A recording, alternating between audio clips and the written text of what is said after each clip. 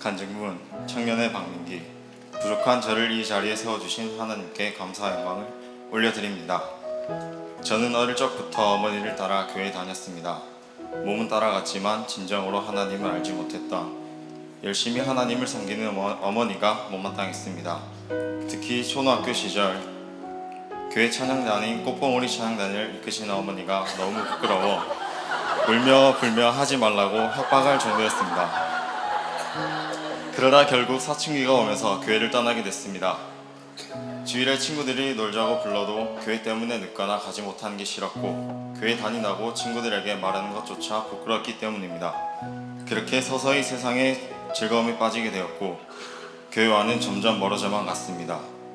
세상 속에서 살아가던 저는 오로지 저의 양심만 믿고 살아갔습니다. 양심을 따르고 양심을 지키기 위해 노력했고, 주위 사람들에겐 그저 좋은 사람으로 남길 바라며 살았습니다. 국가의 법을 어기지만 않으면, 남에게 피해를 주지만 않으면 나는 한 번뿐인 인생 참 잘 살고 있다는 것이라고 생각했습니다. 그러다 가끔 제 모순적인 모습을 발견할 때면 과연 나는 잘 살고 있는 것이 맞나? 나는 좋은 사람인가? 라는 의문이 들기도 했습니다. 그러던 어느 날 어머니께서 생기픈 교회 2014년 필리핀 비전 트립을 가는데 너도 가보지 않겠냐며 여쭤보셨습니다. 처음에는 봉사도 아닌 교회 선교활동이라고 하니 당연히 갈 이유도 없다고 생각해서 마음이 내키지 않았습니다. 그러나 선교활동이 아닌 철저히 사진의 목적으로 필리핀 비전 트립을 참석하게 되었습니다. 호랑이 굴에 들어가도 정신만 바짝 차리면 된다는 말처럼 저는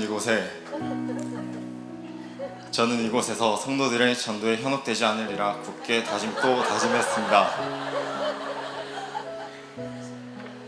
아니나 다를까 비전 트립에서의 시간들은 저에게 정말 무의미하게만 느껴지는 시간들의 연속이었습니다. 하루는 필리핀 현지 교회에서 저녁 집회가 있던 날이었습니다. 그날도 역시 생기픈 교회 워십팀과 현지 성도들의 워십팀을 보며 이 사람들은 대체 왜 이렇게 의미 없는 일들에 열심을 다하는지 전혀 이해하지 못했습니다. 그렇게 카메라 얼굴을 파묻고 그저 셔터만 눌러대던 중 갑자기 말할 수 없는 큰 감동이 밀려왔고, 저는 하염없이 눈물만 흘리게 되었습니다. 갑작스럽게 이토록 눈물을 흘리는 제 모습을 이해할 수 없었지만 또 한편으로 정말 당황스러웠습니다. 그때 문득 하나님이 정말로 존재하시는 건가?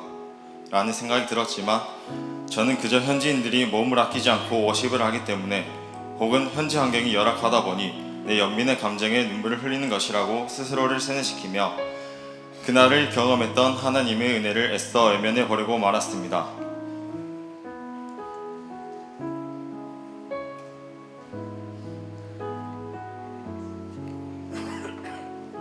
그때는 많은 사람들 속에서 제일 가난했던 제 영혼은 보이지 않았고,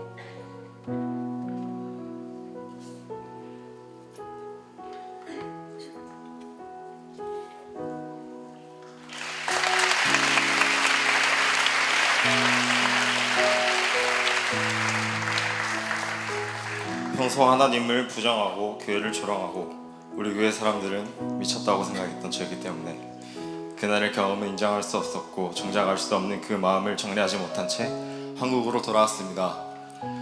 저는 돌아오는 길에 면세점에서 몰래 데킬라를 구입했습니다. 그리고 자취방에서 아는 형 동생들과 즐겁게 마시며 취했습니다.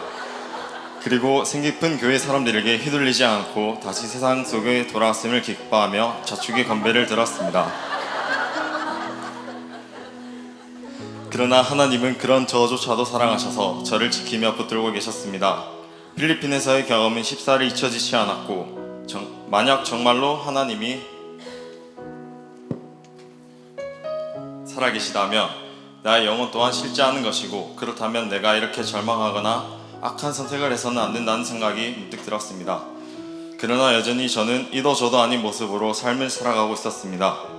시간이 흘러 하나님은 갈팡질팡하는 제 영혼에게 엔드게임을 선포하셨습니다. 바로 이스라엘 성지순례입니다. 신청하기 전부터 이걸 가야 하나 말아야 하나 엄청난 고민에 시달렸습니다. 제 모습을 지켜보시던 아버지께서 성지순례를 꼭 다녀보시라고 저에게 말씀하셨습니다.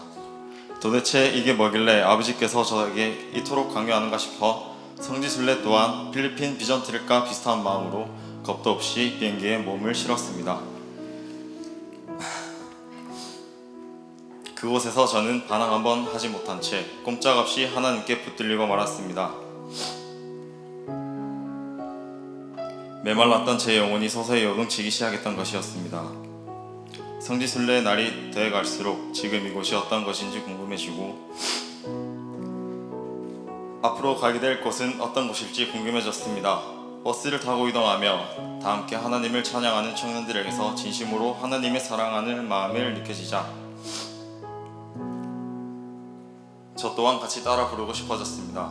가이드의 설명과 사모님과 목사님의 말씀은 더 이상 흘려 들을 수 없었고 눈앞에서 생생히 보이는 성지 현장에서 은혜가 충만해져 흘러나오는 눈물로 인해 제 뜻대로 할 수 있는 것이 아무것도 없었습니다. 아, 하나님 내 안에 계시구나. 아, 하나님 나를 붙들고 계셨구나. 아, 나는 정말 작은 존재였구나.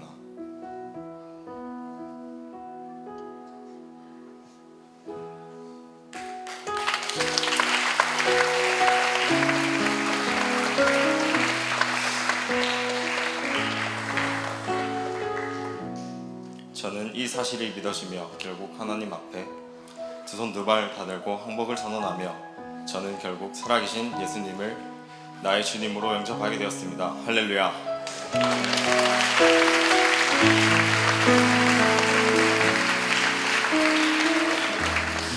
한국으로 돌아온 그 주 저는 너무도 자연스럽게 우리 교회에 등록하게 되었고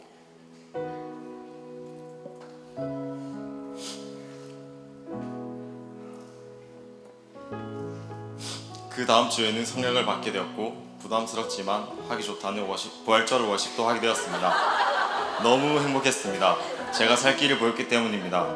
성지순례를 다녀와 우리 교회를 다니는 모습에 가족들은 물론 주변 사람들도 신기하게 여겼습니다.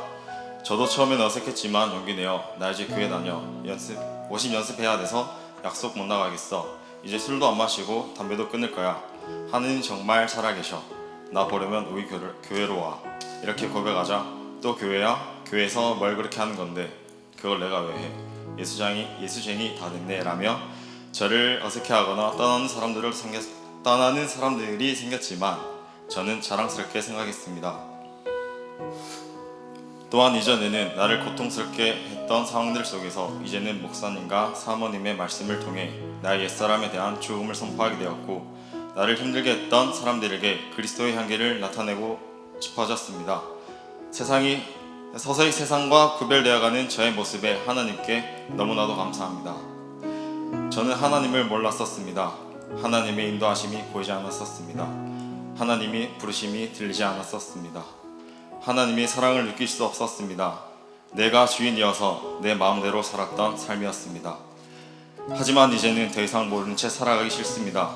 항상 기쁘게 예배드리며 마음껏 찬양하며 주님께 헌신하며 하늘에 계신 하나님과 내 영혼을 위해 살아가길 소망합니다. 언제나 생명의 말씀으로 양육해 주시는 목사님과 사모님, 부족한 저를 응원해 주시고 사랑으로 지켜봐 주시는 모든 성도님들과 우리 가족들에게 감사하며 이 모든 영광 지금까지 인도하신 하나님께만 올려드립니다. 감사합니다.